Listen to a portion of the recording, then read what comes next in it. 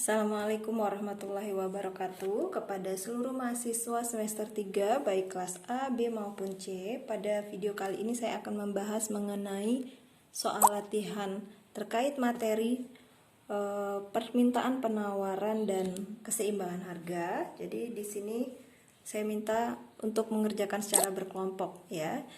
Oke, langsung saja untuk menghemat waktu. Untuk pertanyaan pertama di sini sudah disediakan tabel ya. Tolong dibuka soalnya untuk soal nomor 1. Di sini sudah ada tabel berisi kolom harga dalam satuan rupiah, kemudian ada kolom permintaan atau demand dalam satuan unit dan kolom penawaran atau supply dalam satuan unit juga. Nah, kemudian ada pertanyaan berdasarkan tabel ini. Buat kurva permintaan dan penawarannya, kemudian menentukan pada harga berapa dan jumlah barang yang diperjualbelikan terjadi keseimbangan di pasar. Oke, jadi cara menjawabnya langsung saja perhatikan kurva di bawah ini. Untuk permintaan dan penawaran kurvanya seperti ini ya, kurang lebih. Nah, ini kalau kurvanya agak mencong-mencong ya, mahasiswa biasanya lebih bagus ya gambar kurvanya. Ini silahkan diperhatikan.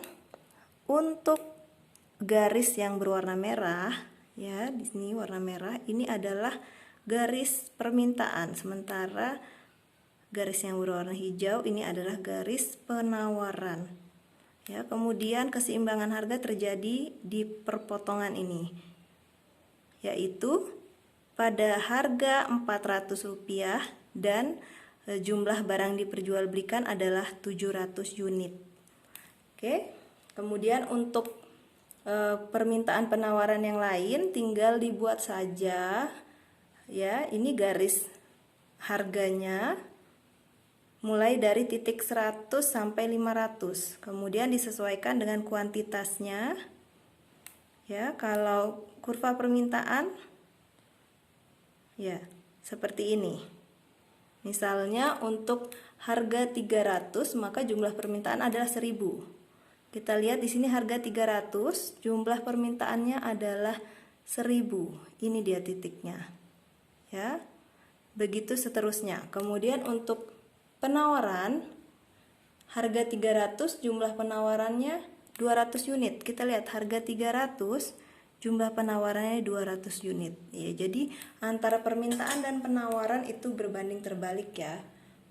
Semakin tinggi harga, permintaan akan semakin berkurang, sementara semakin tinggi harga maka penawaran justru semakin tinggi. Jadi mereka punya sifat yang berbanding terbalik.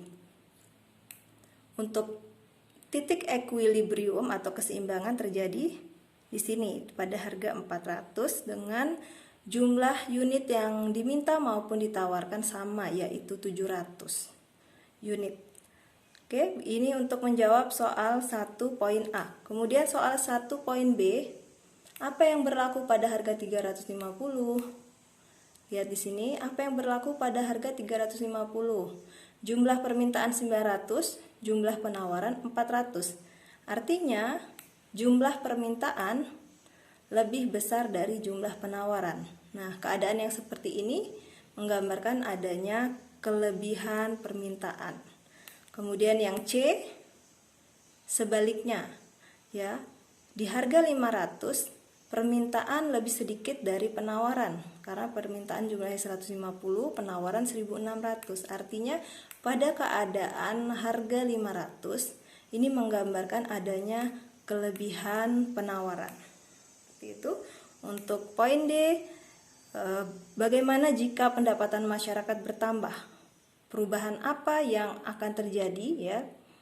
Bagaimana ramalannya ke depan? Nah, ini pendapat kelompok ya. Untuk mengefisienkan waktu, silahkan dijawab sesuai pendapat kelompok.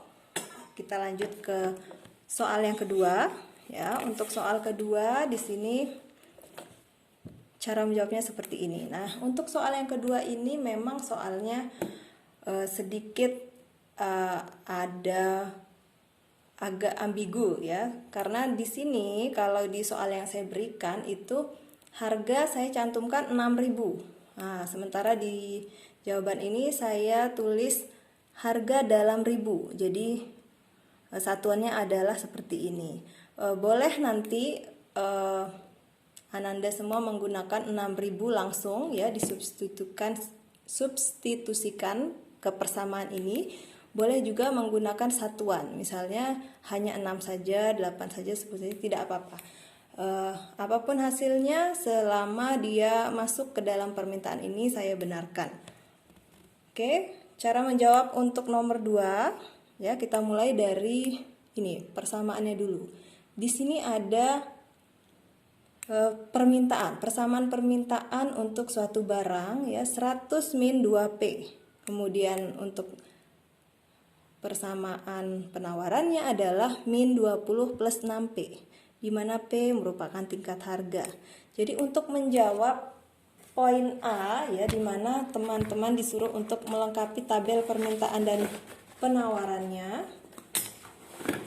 Cara untuk mengisi permintaan dan penawaran itu cukup dengan memasukkan harga yang ada di sini ke dalam permintaan fungsi persamaan masing-masing, baik permintaan maupun penawaran seperti ini. Ya, 100 min 2P untuk permintaan, maka di sini tinggal diganti saja dengan harga yang ada di sini. Begitu juga dengan penawaran min 20 plus 6P, tinggal diganti saja dengan harga yang ada di tabel. Perkaranya jika mahasiswa ada yang menjawab 6.000 langsung di sini atau 8.000 boleh ya, enggak apa-apa. Silahkan diisi saja, yang penting masuk ke persamaannya seperti ini. Jadi ada dua versi ya. Sengaja saya memberikan soal seperti itu ya, supaya mahasiswa bertanya, teknisnya seperti apa Bu? Apa boleh 6.000 atau 6 satuan seperti ini? Boleh ya. Jadi supaya ada pertanyaan. Kemudian yang B, menentukan harga keseimbangannya. Cara menentukan harga keseimbangan ya, pertama-tama yang perlu Ananda ketahui adalah di sini ada persamaan antara permintaan dan penawaran. Maka silahkan diisi langsung seperti ini. D sama dengan S, kemudian persamaannya dimasukkan ya, sehingga nilai akhir dari tingkat harga atau price ya, P ini adalah 15. 15 di sini maksudnya 15.000 ya, dalam ribu. Karena soalnya di sini juga dalam ribu. Nah, 15.000, jawab 15 saja tidak apa-apa. Kemudian kita masukkan harga 15 ini ke dalam persamaan untuk mencari kuantitas atau jumlah yang ditawarkan maupun jumlah yang diminta. Nah, ini untuk KD maksudnya adalah jumlah yang diminta berapa. Di harga 15 itu berapa jumlah yang diminta? Caranya dengan langsung memasukkan harga 15 ini ke dalam fungsi permintaan. Kemudian untuk jumlah yang ditawarkan itu langsung memasukkan harga yang 15 nilainya ini ke dalam fungsi penawaran. Jadi hasil akhir adalah 70 dan 70. Artinya di di tingkat harga 15.000 ini jumlah barang yang ditawarkan maupun yang diminta itu adalah sama, 70. Nah, disinilah titik equilibrium atau titik keseimbangan terjadi. Kemudian bagaimana dengan keadaan harga 8.000 atau apa yang berlaku pada harga 8.000? Apa juga yang berlaku pada harga 4.000? Ya, di sini kita bisa lihat di hasilnya ini nanti Ananda sekalian melihat bahwa dari tabel ini akan terjadi rata-rata kelebihan permintaan. Ya, jadi kelebihan permintaan semua ini. Baik di harga 6.000, 8.000 sampai 14.000 itu semua adalah kelebihan permintaan. Karena apa? Karena titik keseimbangan baru terjadi di harga 15.000. 15.000 tidak ada di dalam tabel ini.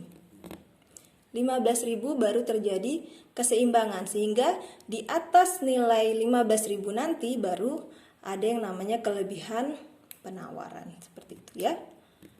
Jadi untuk yang berlaku 8.000, 4.000, kemarin juga ada yang tanya 4.000 atau 6.000, ya boleh diganti 6.000 yang ini, karena di tabel nggak ada 4.000, ya nggak apa-apa, pakai 6.000 boleh, 14.000 juga boleh. Yang jelas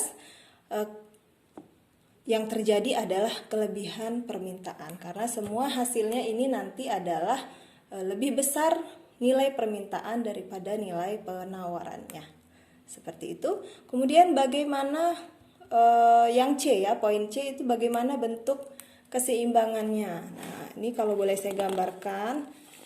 Nah, seperti ini ya. Jadi dia akan terjadi di titik 70 pada harga 15.000. Di sini dia terjadi perpotongannya. Nah, mulai dari 14.000 sampai nilai ke bawah ini ya 2.000, ini masih yang namanya kelebihan permintaan semua. Di atas nilai 15.000 nanti ke atas sana itu baru ada kelebihan penawaran, seperti itu. Ya, ini kurvanya, gambarnya sederhana ya.